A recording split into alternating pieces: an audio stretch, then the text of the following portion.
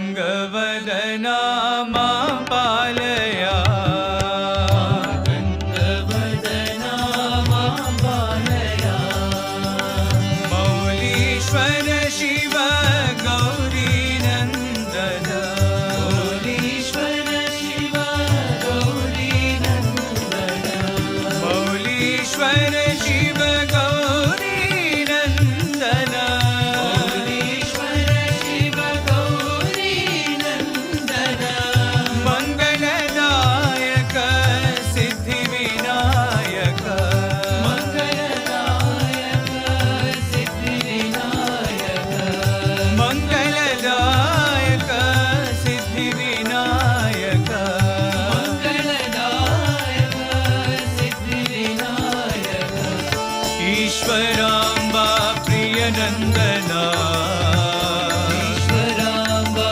प्रियनन्दना रत्नाकर कुलभूषणा रत्नाकर कुलभूषणा अखिल लोकाराजना अखिल लोकाराजना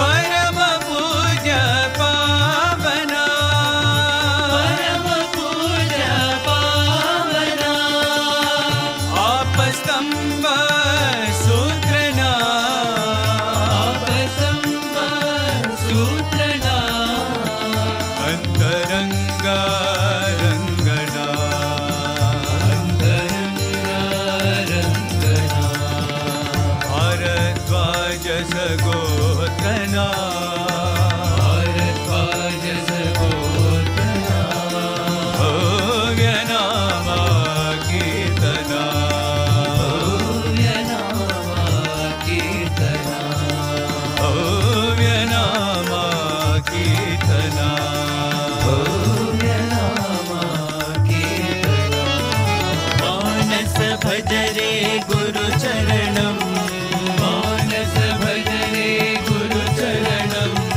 दुस्तर भव सागर तरणं दुस्तर भव सागर तरणं गुरु महाराज गुरु जय जय गुरु महाराज गुरु जय जय साईनाथ सद्गुरु जय जय साईनाथ सद्गुरु जय जय ओम नमः शिवाय ओम नमः शिवाय ओम नमः शिवाय शिवाय नमः ओम नमः शिवाय ओम नमः शिवाय ओम नमः शिवाय शिवाय नमः अरुणाचल शिव अरुणाचल शिव अरुणाचल शिव अरुण शिवो अरुणाचल शिव अरुणाचल शिव अरुणाचल शिव अरुण शिवो ओंकारं भव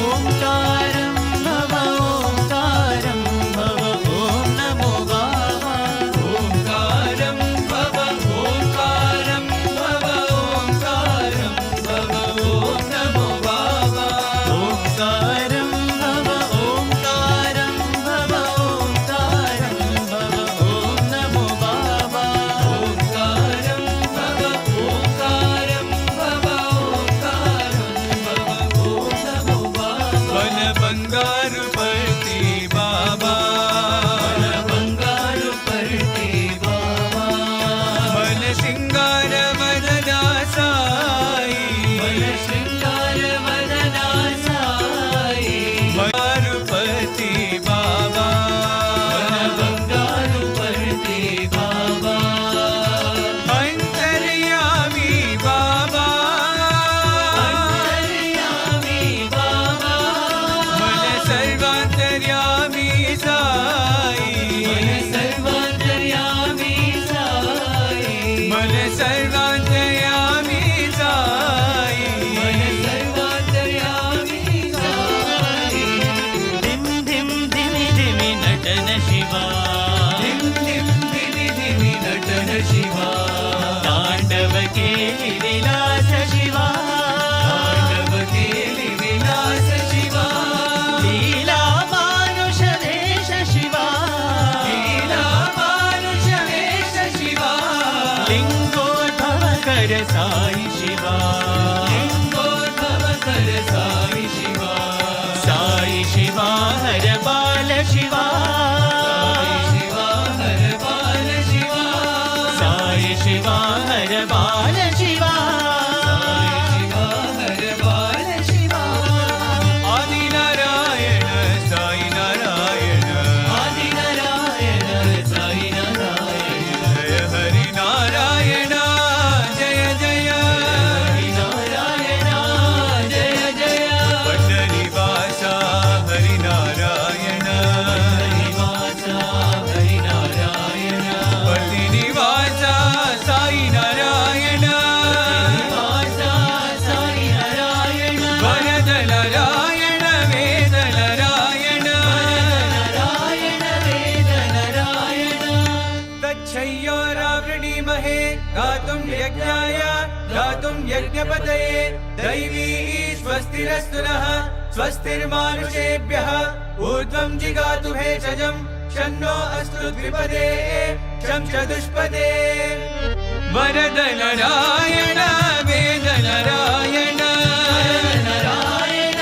वेद नारायण, जय हरि नारायण जय जय, हरि नारायण जय जय, जय साई नारायण जय जय, हरि नारायण जय जय, जय साई राम जय साई राम, जय साई राम जय साई राम, जय साई राम जय जय राम, जय साई राम जय जय राम, बोलो जय साई राम जय जय राम, बोलो जय साई राम जय जय राम, अनाथ रक्षक साई राम, अनाथ रक्षक साई राम, आपद बांधव साई राम, आपद बांधव साई राम, प्रेम स्वरूपा साई राम, प्रेम स्वरूपा साई राम, प्रेमावतारा साई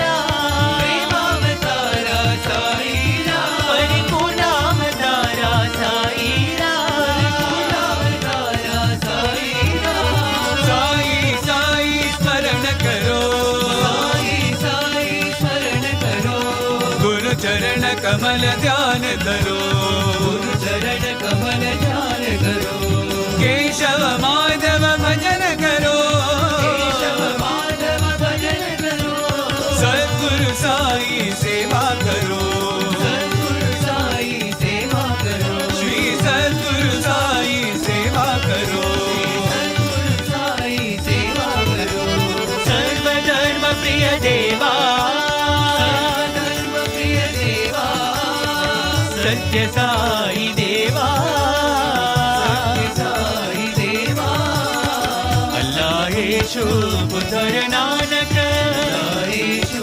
बुद्धर नानक, सौराष्ट्र महावीर तुम हो, सौराष्ट्र महावीर तुम हो, राम भी तुम हो कृष्ण भी तुम हो, राम भी तुम हो कृष्ण भी तुम हो, विश्वरूप तुम हो, विश्वरूप तुम हो, विश्वरूप तुम हो, विश्वरूप तुम हो, साई विश्वरूप तुम हो,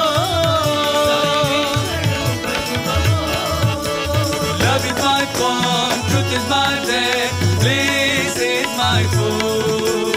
love is my form, truth is my breath, bliss is my food. My life is my message, expansion is my My life. life is my message, expansion is my life. No reason for love, no season for love, no birth, no death. Season for love, no season for love, no birth, no death. Sathya dharma ananda, shanti premananda. Sathya dharma ananda, shanti prema ananda. Shirdi Sai Patti Sai Prem Sai Jai Jai. Shri Sai Patti Sai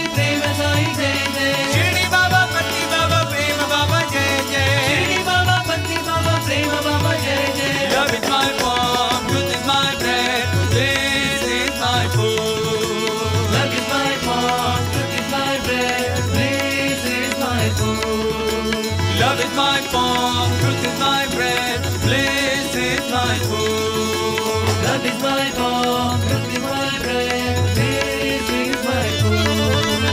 Sai हमारा हम साई के ऐसा प्रेम हमारा, साई हमारा हम साई के ऐसा प्रेम हमारा। साई राम हमारा, साई राम हमारा, साई राम हमारा, साई राम हमारा। सत्य साई है नाम तुम्हारा, शिरडी साई अवतारा। सत्य साई है नाम तुम्हारा, शिरडी साई अवतारा। हिंदू मुस्लिम सिख ईसाई सबका पालनहारा, हिंदू मुस्लिम सिख ईसाई सबका पालनहारा।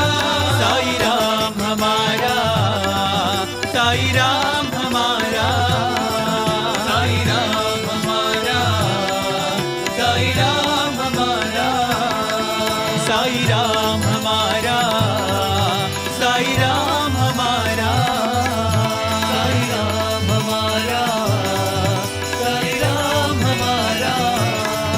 हरि भजन बिना सुख शांति नहीं, भजन बिना सुख शांति नहीं, हरि नाम बिना आनंद नहीं, हरि नाम बिना आनंद नहीं, प्रेम भक्ति बिना उद्धार नहीं, भक्ति बिना उद्धार नहीं, गुरु सेवा बिना निवान नहीं, गुरु सेवा बिना निर्वाण नहीं, जप ज्ञान बिना संयोग नहीं, ज्ञान बिना संयोग नहीं, प्रभु दर्श बिना प्रज्ञान नहीं, प्रभु दर्श बिना प्रज्ञान नहीं, दय धर्म बिना सत्कर्म नहीं, धर्म बिना सत्कर्म नहीं, भगवान बिना कोई अपना नहीं, भगवान बिना कोई अपना नहीं, हरि नाम बिना परमात्मा नहीं, हरि नाम बिना परमात्मा नहीं, हरि नाम बिना परमात्मा नहीं, हरि नाम बिना परमात्मा नहीं,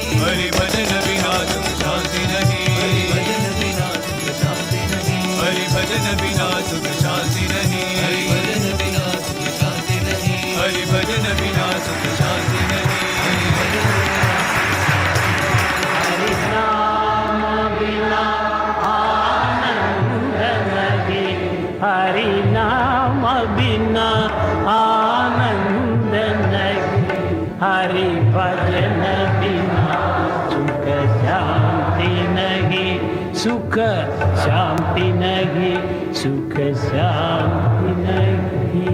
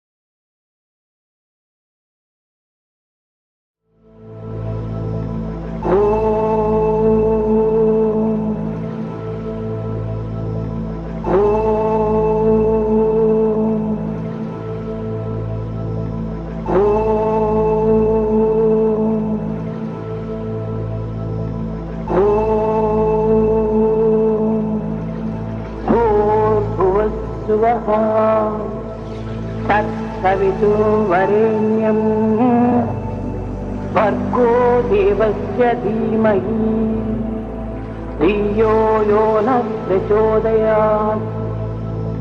ॐ भूर्भुवस्सुवः तत्सवितुर्वरेण्यं भर्गो देवस्य धीमहि धियो यो नः प्रचोदयात्। ॐ भूर्भुवस्सुवः तत्सवितुर्वरेण्यं भर्गो देवस्य धीमहि धियो यो नः प्रचोदयात्।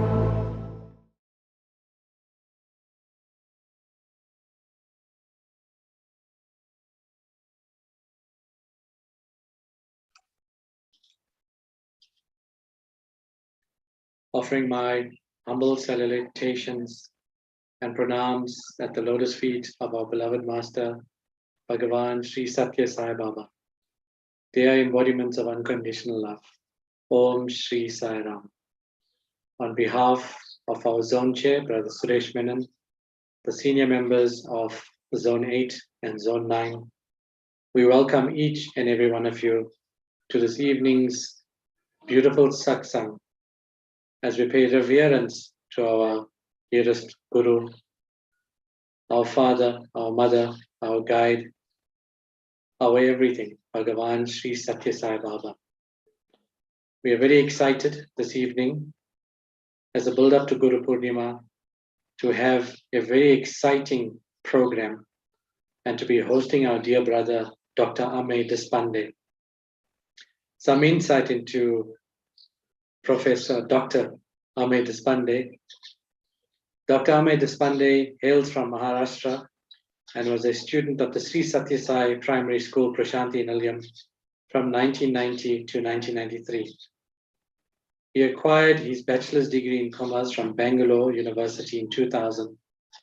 He then pursued chartered accountancy in Bangalore from 2000 to 2003. During this period, he worked briefly with Hewlett Packard in the Financial Services Center at Bangalore. He was a member of the Brindavan Bhajan group and also the Brindavan Seva from 1999 to 2003. He enrolled for the MBA Finance program at the Sri Sathya Sai Institute of Higher Learning in 2003. Thereafter, at Bhagavan's behest, he registered for the MPhil program in 2006 and was awarded the gold medal in 2007 for further distinction in MPhil. He completed the doctoral studies in 2016 in the area of corporate strategy from the Department of Management and Commerce, Prashanti Nilayam. During this period, he also taught the students of the MBA program subjects including strategic management, corporate financial services, management control systems, and awareness programs. He deems it a privilege to be a member of the Prashanti Nilayam Bhajan group. He has sung in the Divine Presence, in the music programs and cultural presentations put up by the Sri Sathya Sai Institute of Higher Learning. Currently, he serves as a resident fellow in the newly formed Sri Sathya Sai Center for Human Values. This center has been started under the auspices of the Sri Sathya Sai Central Trust and has been mandated to conduct research and training in the field of human values. Dear brothers and sisters, it gives me great pleasure to welcome Brother Dr. Amey Deshpande. Jai Sai Ram.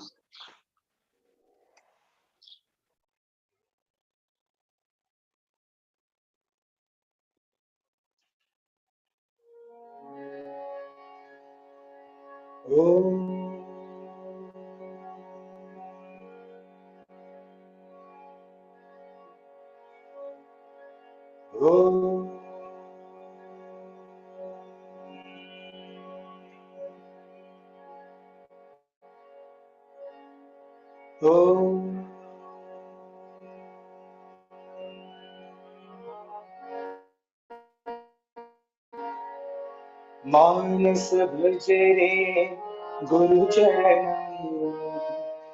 दुष्कर भव सागर तरण मानस भजरे गुरुचरणम् दुस्तर भव सागर तरणम् गुरु महाराज गुरु जय जय गुरु महाराज गुरु जय जय साईनाथ सद्गुरु जय जय साईनाथ सद्गुरु जय जय ओम नमः शिवाय ओम नमः शिवाय ओम नमः शिवाय शिवाय नमो अरुणाचल शिव अरुणाचल शिव अरुणाचल शिव अरुण शिव ओंकारं भव ओंकारं भव ओंकारं भव ॐ नमो बाबा मानस भजरे गुरुचरणम् दुस्तर भव सागर तरणम्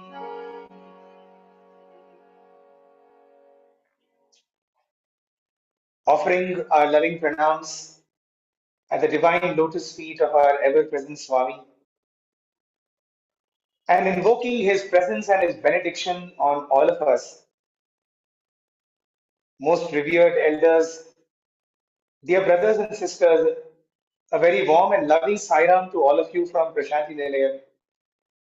And I pray on all your behalf to our Sadguru that he blesses you all and all of your families with all the most wonderful health, wealth, and wisdom, and of course, divine bliss.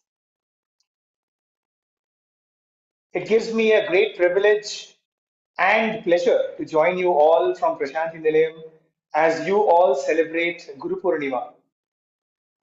I have heard so much about all the South African devotees and have had the privilege of interacting with you all in the past as well, whenever you have visited Prashanti. And I must say that every single interaction has been one of a great elevation. It's a great elevating feeling to be with fellow devotees and fellow spiritual pilgrims, because whenever we meet all of you, brothers and sisters, we can feel the love of Swami in your hearts. Your devotion, your dedication is something that is awe inspiring and is an example for all of us around the world, around the Sai world. So, once again, my humble pronouns to each and every one of you.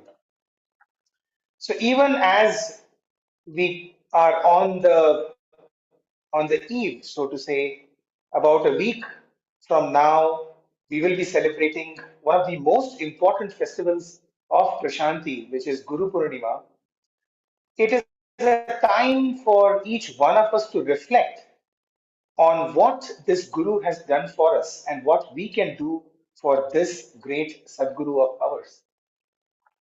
So let me take you back uh, to about 2007 or 8, and let us begin this satsang with a very beautiful conversation that Swami once had with a few students. One of the students asked Swami, Swami, what is the best relationship that we can have with you?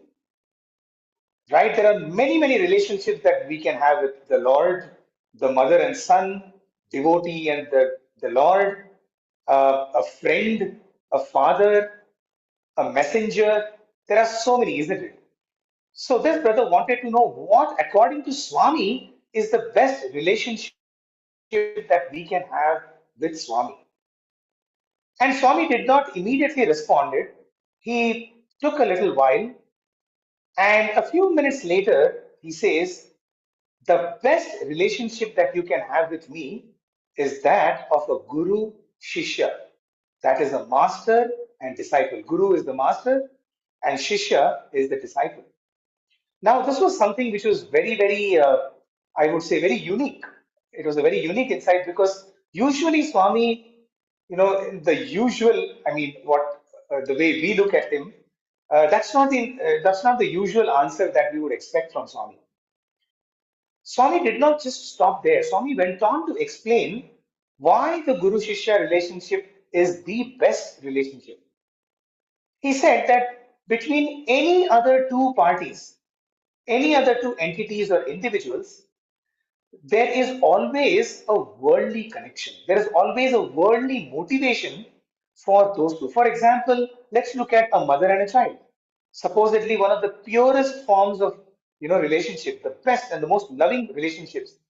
But there is always this worldly attachment of the body, right? The child has gotten its body from the mother, and the mother has taken care of the child for 9 long months, and therefore that is what brings about this relationship, and that is also got to do with the body. It's a worldly relationship, a relationship between an employer and an employee, or a father and a son, or maybe a husband and a wife.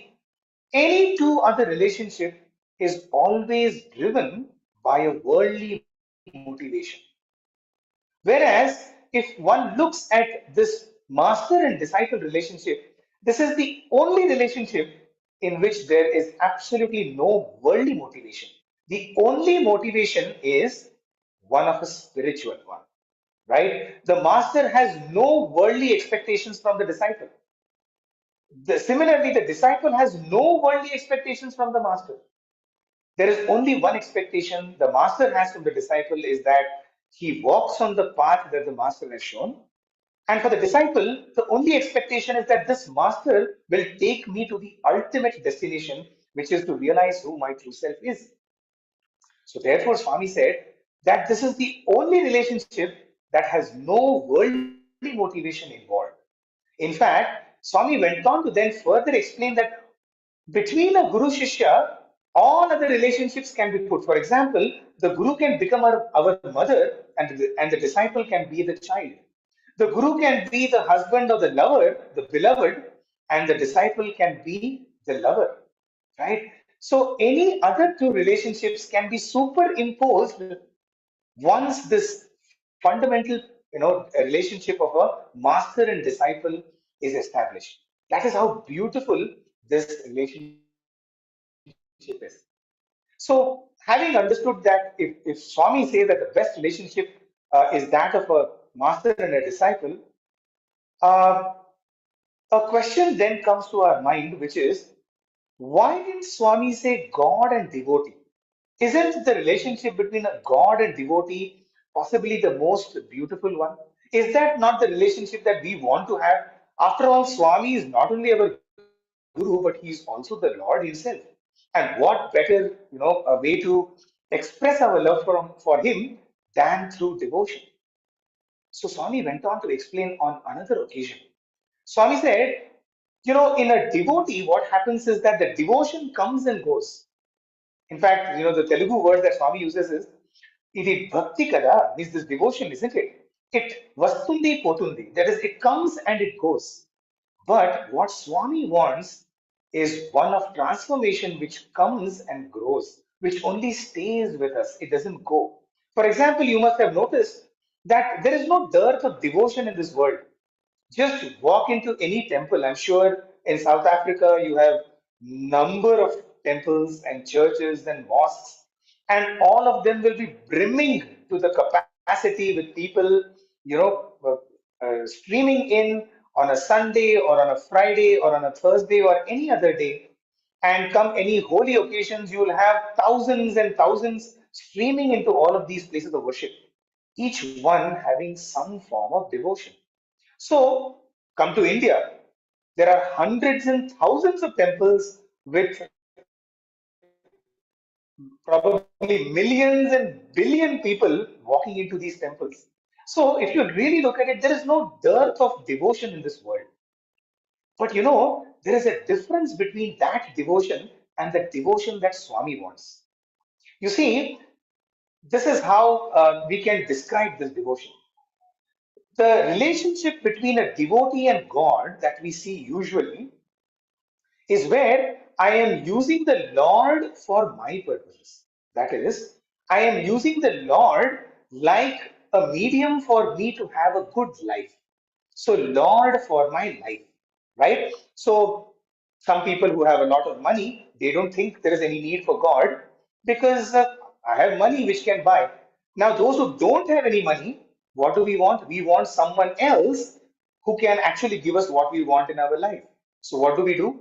So, we go to a temple or we go to a church or we go to a mosque. And what do we do? Oh Lord, give me a good job, give me some money, give me a promotion, give me a good house, so on and so forth. Which means what is really happening is we are asking the God for my life.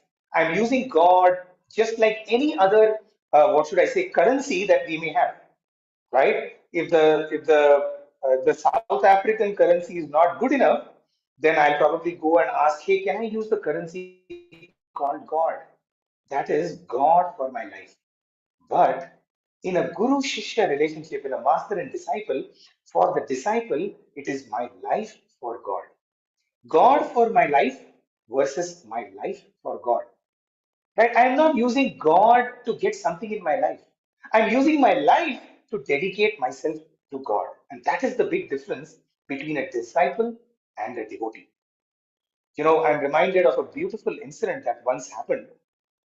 Swami was talking to a few students, and they said, Swami, we love you a lot. And Swami, as usual, this would be a standard kind of a statement that all the students would make, saying, Swami, we love you.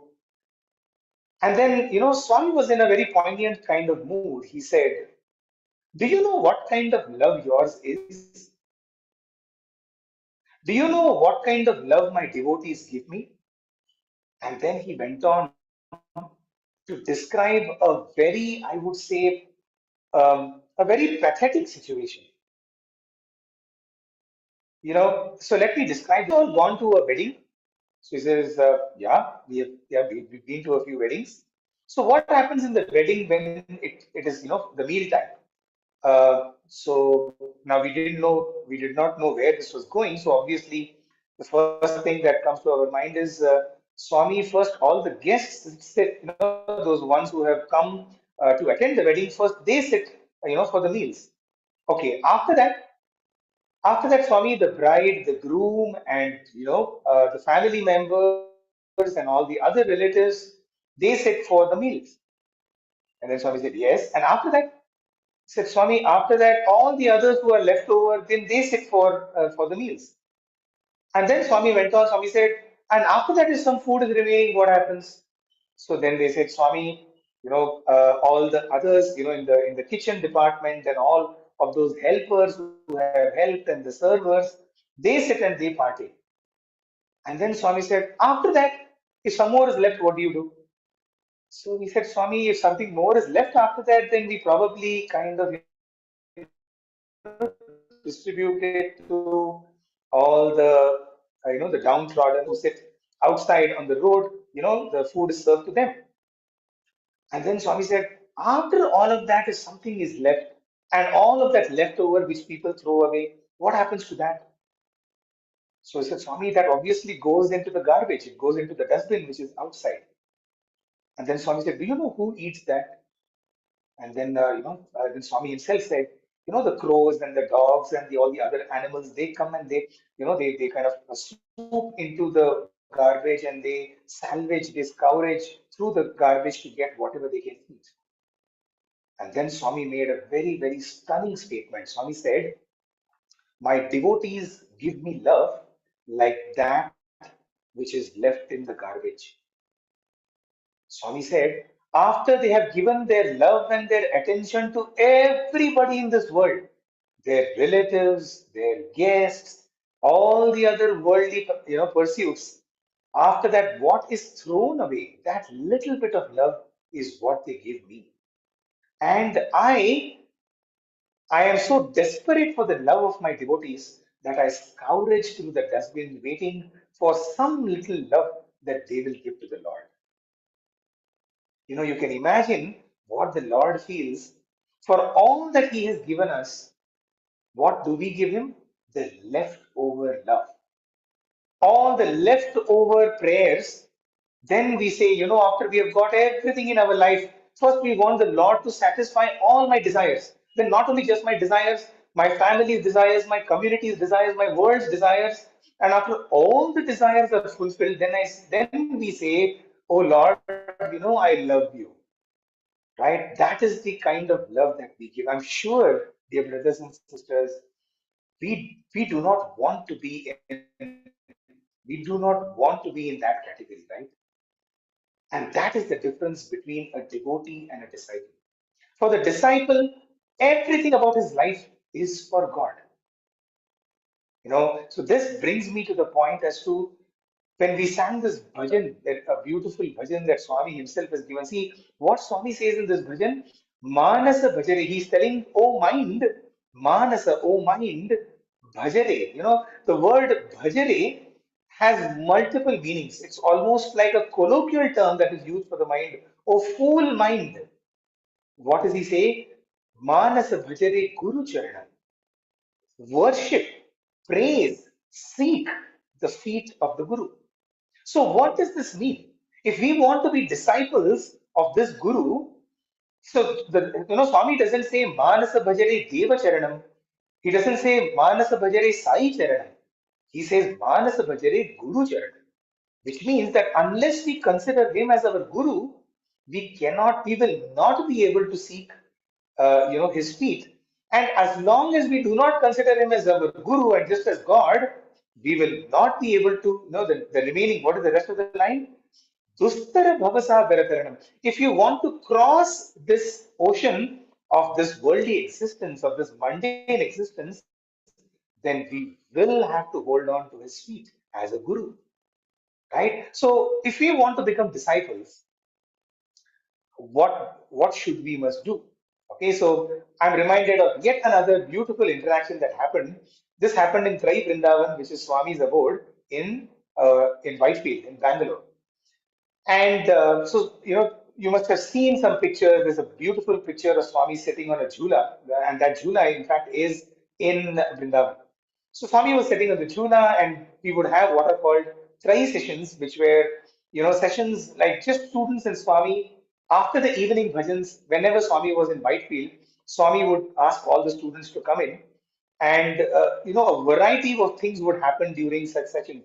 They would be rather informal, kind of semi-formal, semi-informal kind of sessions. Lots of jokes, lots of chit chat, lots of deep insights, lots of speeches. That would what happened during these try sessions. So during one such try session, Swami casually asked, boys, that is students, do you love me or do you like me? Very, very poignant question, very deep question. Do you love me or do you like me? And for a moment, obviously we know that liking is a little lesser than loving, right? So all of us said, Swami, we love you. And then Swami simply said, no, no, no, no, no. My students, you don't love me, you like me. Okay, so we were like, we didn't know where this is going. So Swami said, what is the difference between loving and liking? So obviously nobody had the answer. And so the next thing that Swami went on to explain he gave another beautiful analogy. He said, how many of you have pets at home? Dog or a cat or so on and so forth. And so there were a few students who raised their hands, and then Swami said, so what do you do with your pet? I said, Swami, we play with it, we take care of it. It shows us so much love. We show it so much love. When our moods are down, it kind of lifts our mood, so on and so forth. And then Swami said, so do you love your pet or do you like your pet? So now, this point was like nobody really knew what Swami was getting to. So Swami said, yes, I know that you all play with it and you take care of it. It takes care of your moods, it lifts your moods, etc., etc. But do you follow it wherever it runs? If it runs, on the road, do you follow it? Or do you expect it to follow you? So everybody said, no, Swami, we expect that to follow us. We don't follow it. So then Swami said, Yes, so that is the difference between loving and liking. You do not follow the pet, you want the pet to follow you. The pet loves you, therefore the pet follows you. But you like the pet and therefore you don't follow the pet, right? And then, so Swami, see, Swami is now he flips it around and he says, my students don't follow me, right? They like to play with me, they take care of me, they use me like a pet, to look after them, to lift up their moods, right? When Swami comes and gives us darshan, our moods are lifted. When Swami comes and talks to us, or when Swami comes in our dreams, or when Swami satisfies our desires, we feel good about it. But we don't follow Swami, and therefore we don't love Swami, we only like Swami. Here was a stunning insight. Because Swami said, if you truly loved me, then you would follow me. Just like the pet follows the master. Right? The pet has complete faith in the master and therefore it follows the master. The master doesn't follow the pet. So if you say that you love me, then you must follow me. Where I go, you must tread on that path. So, dear brothers and sisters, Swami is giving us a very, very important message here that if we truly want to be disciples of Swami, if we truly want to be his students, if we truly want to say to Swami that we love you, then we must follow Swami. Right? So, what is Swami? How do we follow him? No, needless to say that his message, Swami's message itself is Swami. In fact, I'm reminded of a wonderful incident that happened. This was in the year 2012. We were still kind of grappling with the loss, the immeasurable, monumental loss of our lives. That is to lose Swami in our lives. And even in 2011 and in 2012, during our summer vacations, some of us would go to the Himalayas, just for to be in a contemplative mood, to just contemplate on what Swami gave us and what we are missing today. So it so happened that some of us had gone to Kedarnath, which is a most beautiful, extremely elevated Shiva shrine in the Himalayas, and it's a long, treacherous trek of about 45 kilometers. And so, we went up there, and we knew of a great Mahatma, a great saint, who had, what should I say, like a hut right behind the temple of the Kedarnath, the shrine. So, after having the darshan in the morning, we went to the shrine, and this Mahatma was there, and he's a wonderful little saint, and a very short in stature, has this beautiful, gray beard, a long flowing beard, and extremely deep and ember eyes. And he was an Agnihotra. That is, he was somebody who 24 by 7, would have the fire burning. And he would just sit, beside the fire. He wouldn't speak to anybody, but he is a person who always at any given time you could go to that hut and you will have wonderful, delicious, khichdi. It's a rice item which is very easy to digest. And 24 by 7 he would do Narayana Seva. So anytime anybody could go there and they would get this hot, delicious khichdi and they could have any amount as they want. And that's it. That was his seva. So he would, be sitting next to his, his fire. And not many people would actually visit him. They would just visit, the kitchen and they would eat either as prasadam or the many, many mendicants, who would actually be roaming around over there. They would come and simply partake the food and they would go along. So we went and we sat over there and we were just quietly, watching him and we were just closing our eyes. And one of the brothers, suddenly kind of broke down. One of our, he was just not able to, he was very overwhelmed, and he was just remembering Swami, and he kind of broke down. And that kind of brought the attention of this Mahatma, and he looked and he says, "What happened?" So he said. So we all just said that we miss our master, we miss our guru. And he knew that we were all from Prashanti. And the moment we said we miss him, he has left us, in Hindi, he kind of retorted back saying, Galat. He said, mistake, big mistake.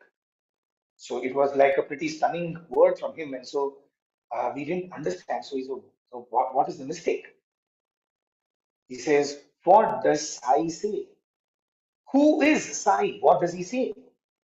So, and then he went on, he said, does not Sai say that a guru is actually the one without a form, which is Gunatita and Rupa Varjita, the one who does not have any attributes and the one who does not have any form? So we were like, yeah. We have heard that many times from Swami. Right now, we did not even know whether he actually directly knows Swami or not. Like, we have never seen him in Parthi, or he doesn't have Swami's picture or any such kind of thing. But he says, what does Sai say? So then he said, so after he explained this, he says, does not Sai say that Guru is actually the one without attributes and without a rupa, which is without a form? So then what exactly Sai? Right? So we were stunned with where he was going with this. And then he says, if you actually listen carefully, Swami's words, Sai's words, in Hindi he said, Sai ke vachan hi Sai hai. Guru ke vachan hi Guru hai, which means the words of the Guru are actually Guru. Because you see, a word, it does not have any attribute and it does not have any form. So the true Guru is actually the Guru's word. And therefore, he said, as long as you have his word in your heart and in your practice, the Guru can never go. Yes, the day you forget his message, you forget to practice his message, that day will be truly the passing away of the Guru. And so he says, as long as Sai is in your heart, Sai can never go. Dear brothers and sisters, this is such a wonderful assurance. In fact, Swami himself has told us that the Sai in our hearts can never go as long as we are practicing. So now the next question is, how do we practice? What do we practice? Now we all know that there are, umpteen number of discourses. So let me cut off on all of that philosophy, and I'm sure you all were over here, to listen to a lot of stories. So now let's listen to a lot of stories of how to practice from Swami's life. So first of all, let me start with this very beautiful incident where Swami was actually a student. So how to be a student, that also Swami taught us. So, I'm sure you must have heard this beautiful incident. It's from the yesteryears when Swami was a young man of, 20, 25, a young boy, so to say, of 20, 25. And those were the initial years when the organization was not there. And some of the devotees from Bangalore who had just begun to come to Bhagwan wanted to, commemorate their coming to Swami with an Akhanda Bhajan. So it was one of the few first Akhanda Bhajans that were held. And so Swami was so excited about the whole thing that Swami said, I am also attending the Akhanda Bhajan. Right now, we have heard this from Mrs. Geeta Mohan Ram that, those days, Swami's devotees took such liberty with him. And in fact, for them, they were like, Swami, don't come. We're just asking you permission if we can do Akhanda Bhajan. We don't want you to come for the Akhanda Bhajan. And so Swami is like, why? Why shouldn't I come for the Akhanda Bhajan? Because they knew that the moment Swami comes, hundreds of people will come. And usually, in Akhanda Bhajan, you have to serve them food and some prasadam, and then you have to get a big hall and, the decorations. So it all means expenditure, right?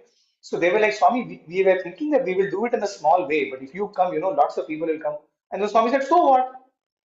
So such was the beautiful, the rapport, the relationship between Swami and his devotees. So during one such Akhanda Bhajan, Swami had come, and just imagine, Swami himself is coming for the preparation, the preparatory part of the Akhanda Bhajan. So Swami comes and he's seeing all the decoration and he's seeing, who is doing what. And just imagine, how can you decorate when Swami is around? right? Like imagine you're putting a garland for Swami's picture and Swami is actually standing next to you. So everybody was like, Swami, why don't you take rest? You please go and, relax. In those days, it would take 18 hours just to travel from Parthi to Bangalore. So Swami would have taken this long journey to come to Bangalore. And so devotees would pray, Swami, you take rest. The bhajans are about to start. And so in uh,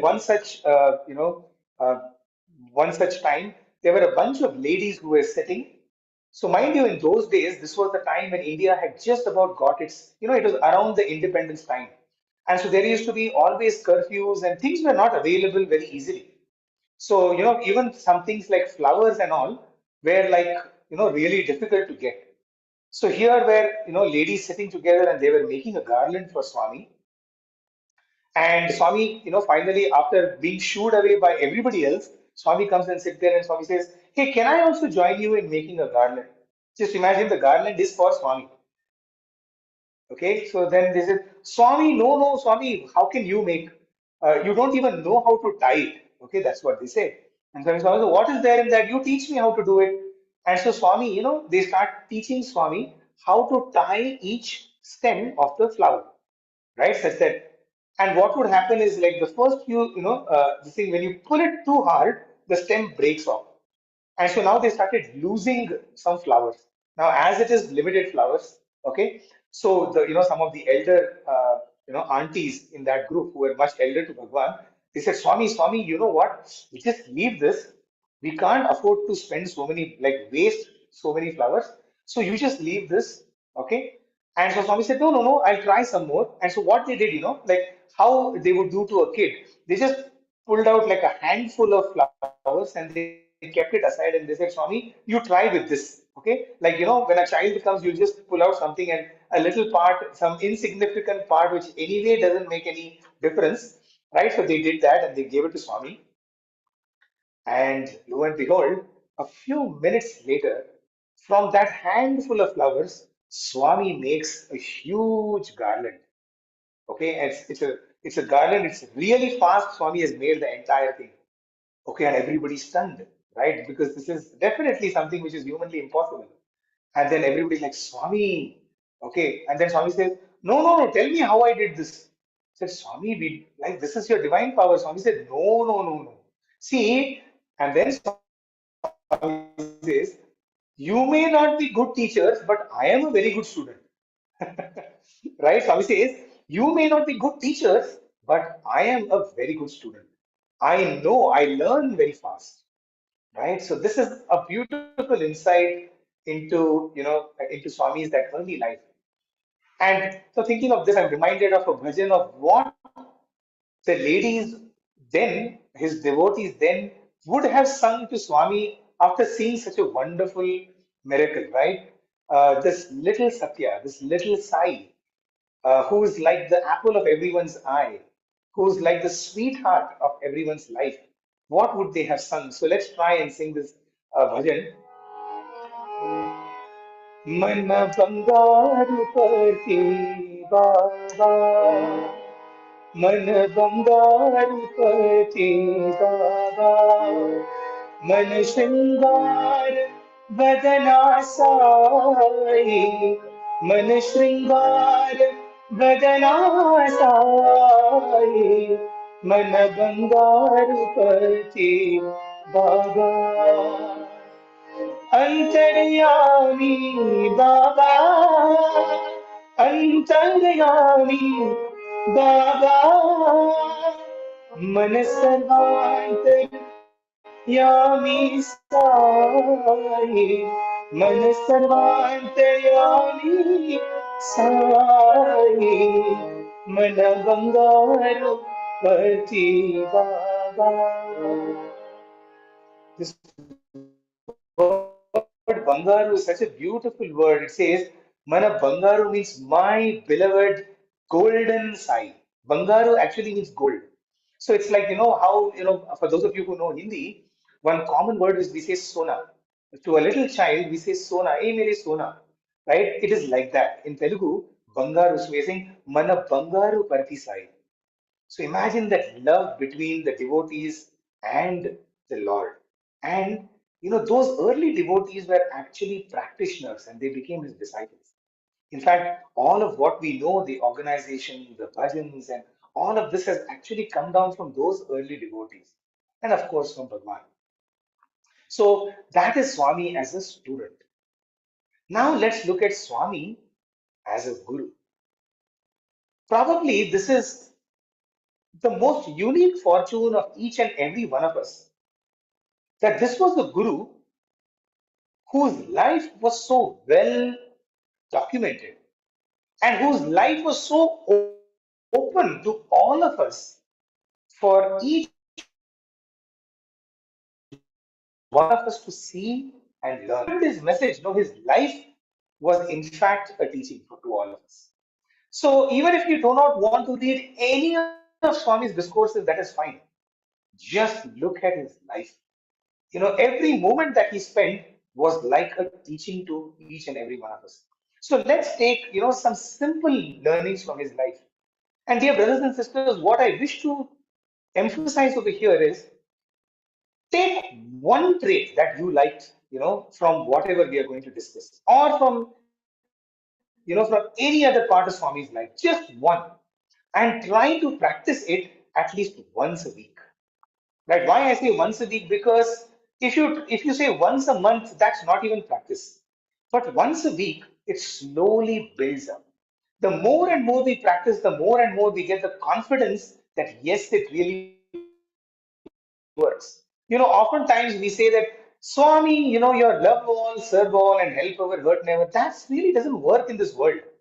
That's like saying that, oh Lord, Swami, we know that you've created the world, but having created the world, you have no idea how to run it because you're giving us such impractical teachings like love all, serve all. I mean, does love all, serve all, help ever, hurt never even work? Right? Does that make sense? This kind of argument to tell Swami or to tell ourselves that yes, I believe Swami is God and Swami is my Guru, but what he says is impractical. Does that make sense? That's not even an argument, isn't it? In fact, this is the argument of a devotee. The devotee will say, hey, you know what? Baba is God, Sai Baba is God, but love all, serve all, and all, who can do? Right? Because we are not interested in following his words. We are not interested in following him. So that's the point that I wanted to make. So now let's see what we can learn from Swami's life. Some simple things. I think one of the easiest lessons that we can learn from Swami's life is his sensitivity. His, how can I say, his ability to look at the smallest things. It's nothing, that's why it is said God of small things. He is the God of small things. He doesn't need to do very big things. In fact, his big things, in fact, we will push it into the realm of Leela and Mahima. Oh, this is something that only God can do. For example, the super specialty hospital. Yeah, only Sai Baba can do that. Or running an entire university free of cost. Only Swami can do that. Only God can do that. But no, what we can do is we can look at the small things. And so let me share with you a few small things. Let's start with some inanimate things. Swami's sensitivity to everything, was something which is absolutely awe-inspiring. For example, oftentimes we would write letters to Swami, right? All of us at some point of time have had the fortune of giving a letter to him or maybe writing a letter to him. Even now we can write letters to him. Back in those days, I remember when as students we would write letters. If Swami opened the letter in front of us and he found that we had used an entire A4 kind of A4 sheet of paper, but we had written only half the letter, only half the paper was filled with matter, he would be very disappointed. He would say, hey, what is this? Why are you wasting half the sheet? Right? And Swami wouldn't just end there. He will fold that paper where that letter ends, and then as he's talking, he will gently create a crease, and then he will tear open, the tear up part that part. He'll keep the letter with him, and either he will give back the blank sheet of paper to us, saying, "Don't waste," or he will keep it. For what? For whenever he materializes vibhuti for a devotee, The paper, all of the people who would walk, around him, or some of the students who would be around Swami at that time, they would have a paper ready. You know what those papers were? In most cases, these papers were these leftover sheets. Imagine, even that leftover sheet will not be wasted by Swami. His sensitivity, that small little thing. I'm reminded of yet another beautiful incident. Once again, it almost sounds innocuous. Swami was sitting with the students, and Swami had to write something. So there was a pen there. So Swami said, "Hey, just check whether that pen works." So this brother took the pen, and what do we do? Usually when we want to check whether a pen works, what do we do? Right? I'm sure all of you must be we just scribble, right? We just kind of move like this. And the moment Swami saw that brother doing that, Swami said, "Hey, what are you doing?" So he was like, "Swami, I'm just testing the pen." So he said, "Swami," then Swami says, "Why are you wasting even that opportunity? Why can't you write Om Sai Ram?" This one instance made such a tremendous impact on my life. Even to this day, when I want to check whether a pen works or not, I kind of use it to check it with Om Sai Ram. Like even that little thing, can I use it to convert it into Nama Likita Japa, into the handwritten word of Swami? Incredible, isn't it? So we don't have to do big things. We just have to start working on the small things. I can tell you, for example, this is something that, this is from Swami's personal life, the way his own upkeep. So did you know that obviously Swami shaves, he would shave before he come. And in fact, you would have never seen Swami kind of unshaven, right? Even a little stubble will not be there on Swami's face, because Swami would always, think about the devotees. He would always say that if I don't look fresh, if I don't look good, how will I be able to tell the devotees to not have a castor oil face, to always have a smile on their face? So I must show it, right? So about his shaving, let me tell you, dear brothers and sisters, Swami would actually use a mug of water, not the running tap of water. Okay? Imagine this is an individual, this is a personality that has given water to thousands and thousands of villages. Even an entire city, he has actually provided water. What was his attitude towards water? One of saving. In fact, it so happened that the brother who would, kind of keep this ready for him, he would wonder, why is Swami using a mug? And one day, he thought he should kind of keep a bigger mug, so that let Swami kind of enjoy more water. And Swami told him, "Why did you change the mug?" Then he got an opportunity. He said, "Swami, why do you use only so much water?" And then Swami said, I want to know how much water I use for shaving. And it must be a limited quantity. Because when we use a tap, we don't know how much water we are using. I want to know how much water I am using. Just imagine the Lord, who is the Lord of all, the Almighty of all elements. Water can flow through him. Water flows because of him. He wanted to know how much water he is using for something like shaving. His sensitivity towards animate beings. It was a time when I was a Sevadal in the Vrindavan, in Bangalore, in the Bangalore Sevadal, and we had this opportunity to do seva, in the Trai Vrindavan, and Swami would be there. It was a pretty difficult seva to do because when Swami would be there, typically in the months of March, April, May, June, that was also the time when it would be springtime and then summer, and there would be rains, and so we had to kind of keep the entire place spick and span, and it would be absolutely back-breaking work for all of us. But that was nothing compared to the darshans and the proximity that we would enjoy morning and evening. So it was one such morning, beautiful morning in Vrindavan, and Swami had finished his darshan. And for those of you who have seen Vrindavan, you will notice that the entire Trai is like a lotus, in a pond. So there is like a little water, kind of a moat which is created, and the entire building is in that. And so the way to the interview room would be through a bridge which would connect from the road to Swami's residence over the moat, over the ridge. So Swami was walking on that particular bridge. He was walking into the interview room. He had called a few devotees, and that's when we saw the most kind of incredible thing. Like it was shocking in a sense, because the gentle sway that Swami would have, that was broken because Swami lifted his robe that morning and he kind of jumped over. And we were all shocked to see, oh my God, what have we done? Have we not kept the place clean enough? Is there something fallen there because of which Swami had to jump over? And so, we all ran kind of with our brooms and all that. And Swami simply turned around and, what did we notice? I noticed that there was a long line of ants which were trying to pick up a dead moth. There was a dead moth which was on the carpet, and a line of ants had been formed, and they wanted to, they were lifting up this and they were about to take it off. And Swami looks at those ants. Okay, he stops us. He does not allow us to clean it. And then Swami says, he looks up and in the most beautiful, enchanting smile, he says, breakfast tintu naru, meaning they're having their breakfast.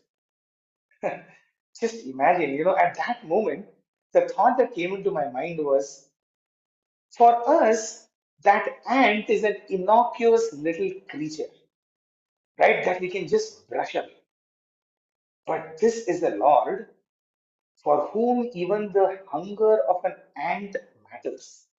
Why? Because that ant also is the Lord's child. It's his creation. He feels the pangs of hunger of an ant also. And in fact, that day he said, why do you want to clean it? Let them eat. Let them eat their breakfast. And that day he made all the devotees who were called for interview to jump over. Just like he had done, everybody had to jump over. Nobody were allowed to disturb the ants. Dear brothers and sisters, can we show a little bit of that sensitivity? It doesn't mean that we have to go serving the entire planet food, no. But can we just be sensitive to the people around us? If there is someone suffering, can we give them food? The whole reason of why Swami started the Narayana Seva was precisely for this, not to feed, but to feel the pangs of hunger of that person. When we feel the pangs of hunger, we are merely satisfying our own hunger by giving food to that person. That is the inner significance. That is why it is called Narayana Seva. You see the difference? It's not poor feeding. See, there are Swami would often talk about three things. He would say feeding the poor feeding, and Narayan Seva. These are three very, very different, they're very, very three different, completely different activities. Feeding the poor. Feeding the poor is the worst kind. Okay, it is like somebody comes and he begs you and he pulls your pant and he kind of irritates you and annoys you, and so you just give him something to get rid of him. That is called feeding the poor. Poor feeding is out of sympathy. Oh, that person does not have, so let me give something. But Swami is telling, no, I don't want either of those two. What I want is Narayana Seva. What I want you to see them as Narayanas. If that was really our Swami, then what would we do? If Swami were to come to my doorstep, how would I serve him? Like that, we have to serve our fellow brethren. And therefore, quantity does not matter, quality matters. Right? So that is something that we can very simply learn. I'm reminded of yet another incident which did not happen during my time, but it was during my some of the senior brothers. They told me that once Swami had called all of them to once again try Vrindavan, and Swami had kind of laid out an elaborate high tea. So that's tea with like lots of snacks, and it's equivalent to a dinner. Now it so happened that as Swami was serving all of them, they noticed that Swami was standing and everybody else were sitting. So it's kind of embarrassing, and it's also kind of disrespectful that Swami himself is standing. Now, mind you, there was a chair just like we have one over here. There was a chair kept for Swami. but Swami was not occupying it. So after about half an hour, Swami kind of moving around and Swami was just standing and talking to them. All the brothers, they said, Swami, please sit down, Swami. We feel very kind of uneasy to see you standing while we are sitting. And Swami said, no, no, no, no, that's okay, that's okay. And then, so a couple of boys got up and they went to get the chair to where Swami was sitting, was standing, so that he could sit down. And the moment Swami saw these boys running, Swami said, hey, don't. So they said, Swami, we're just bringing the chair over here. And Swami said, no, no, no, don't disturb. And then you know what Swami said? Swami said, behind, so there would be a pillow. There is always a pillow on Swami's chair. Behind the pillow, Swami says that is on the chair that Swami was about to. Behind that pillow, a wasp was making a home. And Swami said, if I sit on that, no, that wasp, papam, its house will break. I don't want its house to break. Just imagine that. Wasp matters. Right? I can go on and on like this about Swami's sensitivity to, to anything and everything. Let me move on to Swami's sensitivity or his detail. I'm reminded of yet another very, very hilarious incident that happened when our hostel, the hostel in which we all live as students, that was being built. This is a very wonderful, kind of a hilarious incident. Now, when the construction of this hostel was going on, Swami would come every day and he would spend a couple of hours as the construction would go on. And to see Swami standing in a construction field, it was difficult for everyone else because that is not Swami's job. Swami can do so many other things. So they said, Swami, you don't have to stand over here and so on and so forth. And then Swami would say, no, no, no, you all don't know how to oversee. You don't know how to supervise the work. And there was this one sir who continues to be even now. After 40 years, he's still there in the hostel. He was saying, Swami, what is there, Swami? No, we just have to see. Okay, are you able to hear me? Am I audible? Am I not audible? Just let me know. Saram, you are audible, but I think your mic's gone off. Okay. But we can hear you, just an echo. It's like your natural voice coming through. Can you hear us? Okay. So I can hear you. I can hear you all. Okay, so please proceed. Before, let me just try once again.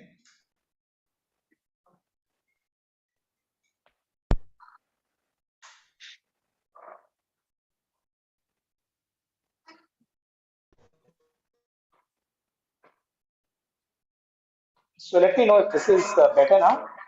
Oh yes, perfect. Back to normal. Saram, thank you. Am I audible? All right. So let's continue. So let's go back to this construction. This site where the construction was going on, and so the sir said, Swami, what is there in that? I will see, oversee, I will supervise. And so Swami said, yeah, can you do it? He said, yes, Swami, and I can do it. It's almost over. So Swami told the sir, okay, I'm going to give you 3 works. What is the work? 3 works: furniture work, electrical work, and painting work. These are the 3 works I'm giving you. Tomorrow by 9 o'clock, when I come here, I will check whether these 3 works are properly done. So he said, so Swami goes, and the next day morning at 9 o'clock he comes, okay, and so now he enters into one of the rooms, and he says, "Are you sure you're ready?" And so, sir, this sir was very confident because he had literally stood there and he had watched with as great detail as possible. So Swami said, "Okay, so let's start with the first one, furniture." So we have these cupboards in our hostel, which kind of like the first 2 shelves are closed this way, and the third shelf is closed this way. So when this comes down, this becomes like a writing like a steady pad for us. And the top two are meant for clothes, and the bottom one is meant for the books. So this is how typically all our shelves are. So Swami said, okay, pull down one of the flaps. So the flap which kind of falls like this and becomes a table. Swami is saying, pull it down. And so when it was pulled down, that particular writing table was not exactly parallel to the ground. It was slightly kind of bent. And then Swami says, see this? This is not perfect. Okay, this is supposed to be parallel to the ground. And then Swami says, if it is not parallel to the ground, the student has to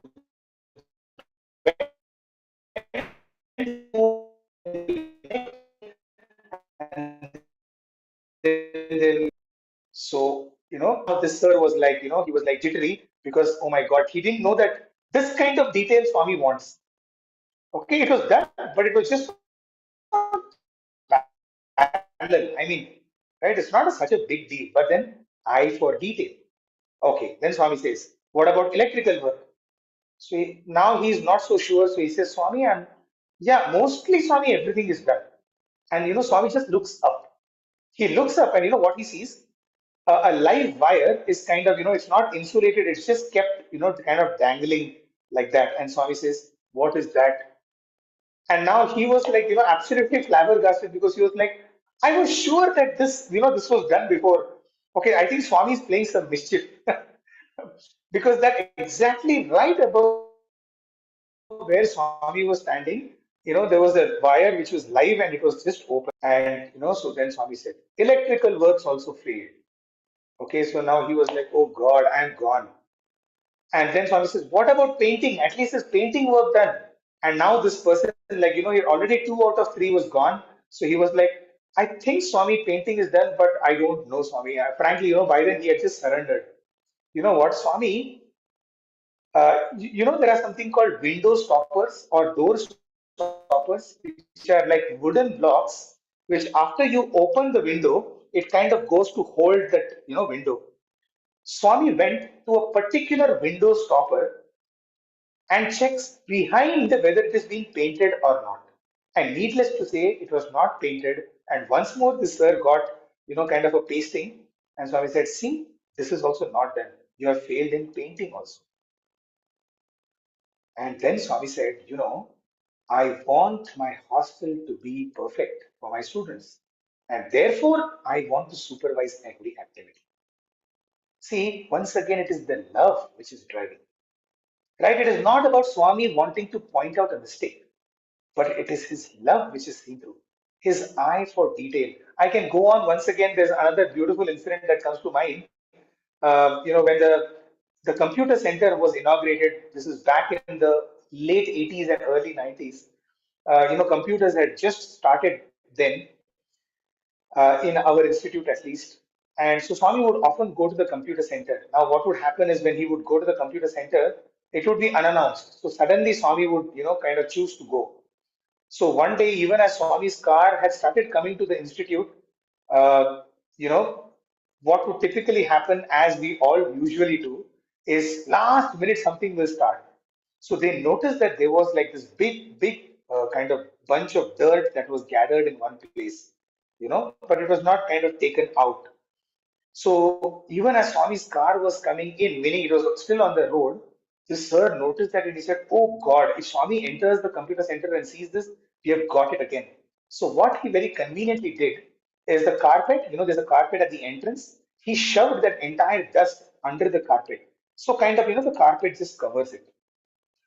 Now, needless to say, Swami comes, he turns the car, he goes, and finally, after a long time, like other works, he comes to the computer center.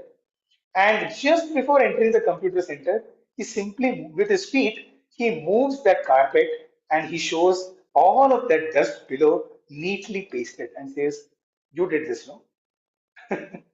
Right? His eye for detail.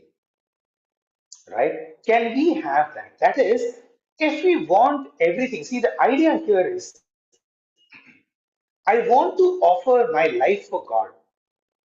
And for that sake, every bit of my life must be perfect. Because then only it becomes a worthy offering to God. So what Swami is telling us is nothing else other than whatever you're doing. You don't have to do other pujas, you don't have to do bhajans necessarily, you don't have to do Nagar Sankirtan or Veda chanting or Narayana Seva.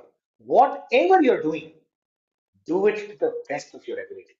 Make it a worthy offering to Swami, right? So whether it's a mother cooking or a father cooking in the kitchen, whether it is our work in our professional affairs, whether it is the time that we spend with our families, or whether it is our organizational work, or whether it is as simple as going to the grocery shop or the supermarket and buying things, can we make everything about worshipping God through it?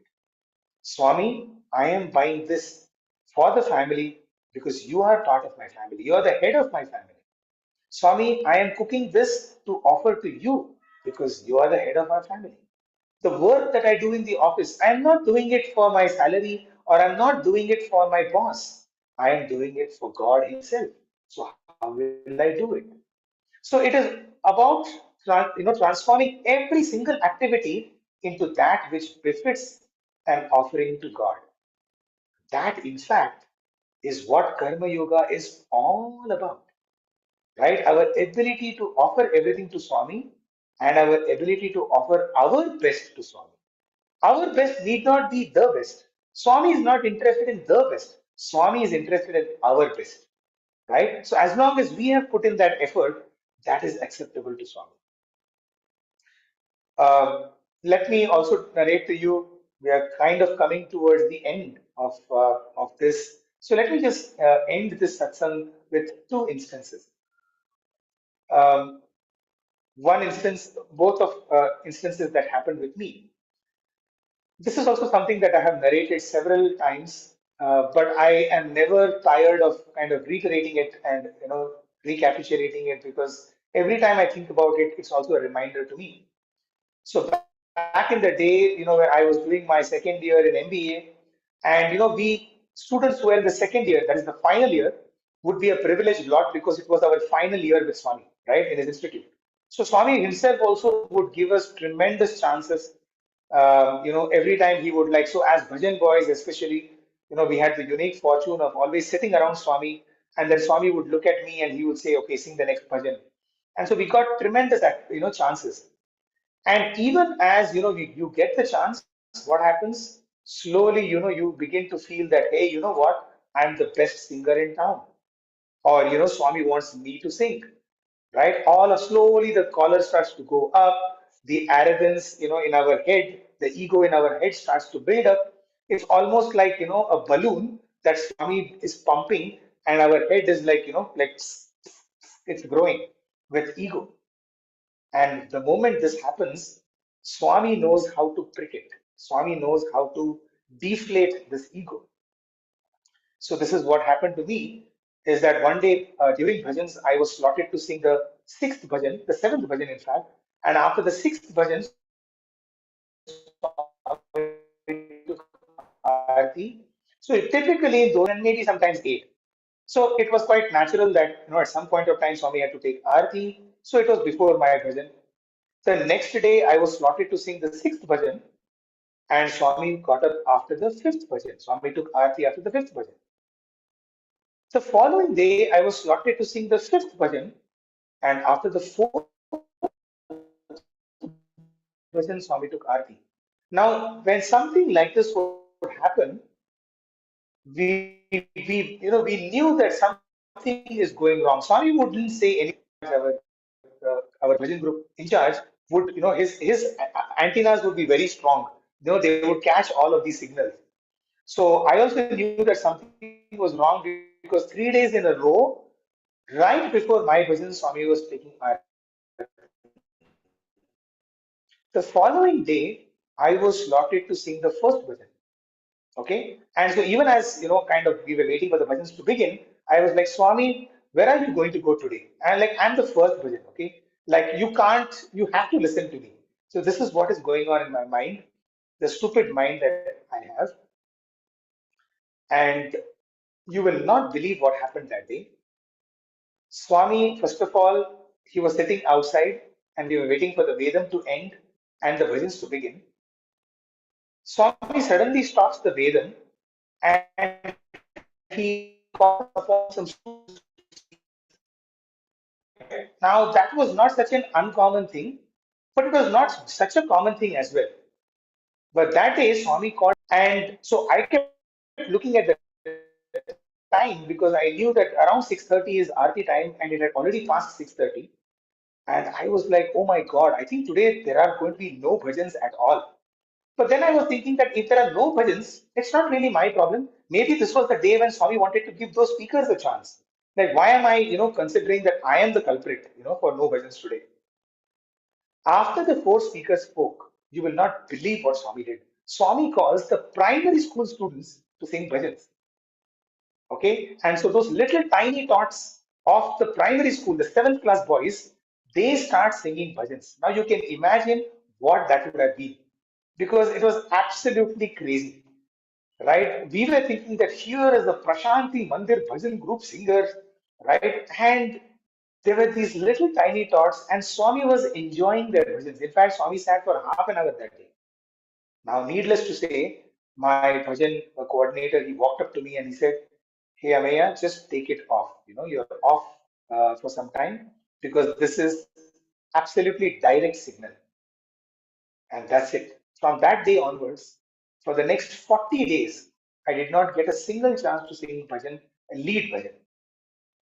But dear brothers and sisters, I can tell you that those were some of my best days in terms of my sadhana, because every day I would cry because I was not getting a chance. And it took me closer and deeper to Swami. It took me deeper into bhajans and closer to Swami spiritually.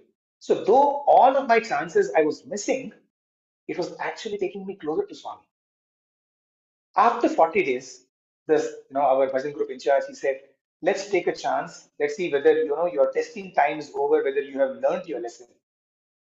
And so he slotted me for the third bhajan.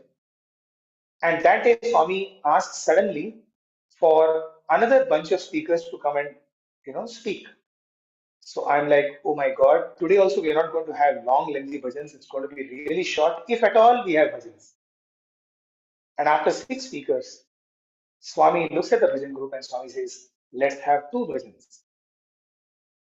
Right now, that is when my heart sank, because I said, Swami, come on. You know I am slotted third. Like you in your divine, vision, you know that I'm third. Why should we have only two bhajans? Why can't we have three bhajans or four bhajans? Just imagine, right? So the two bhajans started. Obviously, the first bhajan started, and the intensity of my prayers, were at a peak, because I knew that if that day I do not sing, I probably will never again get a chance to sing in Swami's presence. And after the second bhajan, it is usually, the Aarti person, the Pujari, will just light the Aarti. But even as he lit the Aarti at the end of the second bhajan, as Swami was getting up from his chair, he said, let us have one more bhajan. Have one more bhajan. And, in a trice, I immediately started. And Swami stood for that entire bhajan. Mind you, this was the time when Swami had a hip fracture. I knew how difficult it would have been, how physically discomforting it would have been for Swami to stand and listen to the bhajan. And yet, he did that because he wanted to teach me a lesson. He wanted to tell me that if you have ego, if you think that it is you who is singing and you who is singing well, then you are badly mistaken, my boy, because I can get anybody to sing.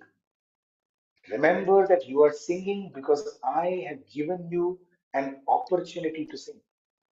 And so consider this as a prasadam to me, and therefore offer it back to me as naivedyam, as an offering. That is how Swami teaches. He is ready to take upon himself, this Guru of ours is ready to take upon himself the discomfort of his own bodily pain, but to teach us. a lesson. Dear brothers and sisters, I just want to end with this one message that he gave me. It's a long story, but I just want to tell you the crux, the last part, because we have run out of time. I had once written a letter. I would very, very rarely write letters to Swami because I never had anything to personally pray. I never felt it was, needed for me to actually pray for something to Swami. I would just write a prayer on my birthday, to offer it to Swami. And I always believe that if Swami doesn't take the letter on that day, then the expiry date of that letter is over. So it starts on the beginning of that day and then it ends by the end of that day, because next day I don't have any legitimate reason to give this letter to Swami. Because Swami would often look at the students and he would say, why do you guys, I give you everything. I'm giving you education. I'm looking after you. Do you still have something to write to me? Do you still have some complaints? Right? Why do you have to write letters to me? And he would often show, his hands full of letters and say, see, this is how much work I already have. Do you want to add to my work? And so I felt, hey, this is not fair, to Swami to give him yet another letter when there's nothing really something that he does not know. Want to cut this long story short, but there was a very important, beautiful thing that happened because of which that day Swami did not take the letter, but 4 months later, I used to sit with that letter. And after 4 months, Swami took the letter from my hands in the bhajan hall. But not only did he simply take the letter, but he opened the letter and he started reading out the contents of the letter.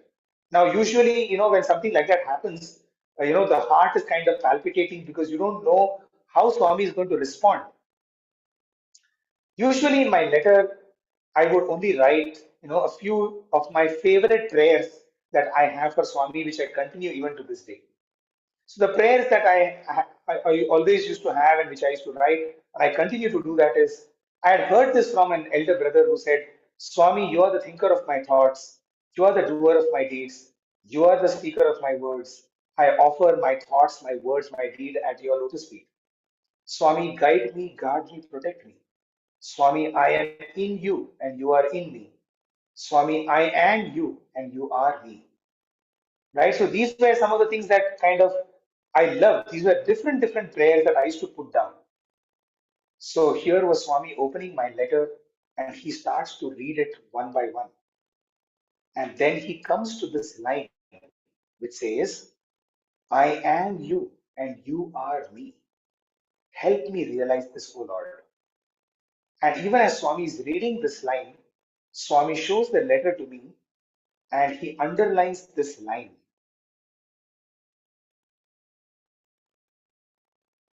Okay, the line is, I am you and you are me.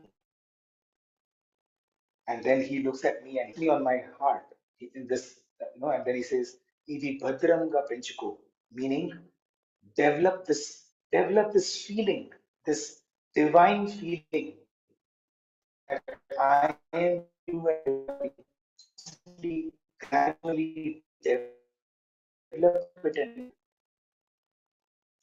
dear brothers, our master comes different from him, that we are him, that he is us. That is the ultimate teaching of the master. I wanted to share that letter because that day Swami gave me, he folded that letter and he gave it and he put it back into my pocket. And he said, keep this letter with you and contemplate on that letter. I still have that letter. This is that letter that Swami had given back to me. And in fact, I still fold it in the way that he had folded it. Right? You can see it is pretty torn.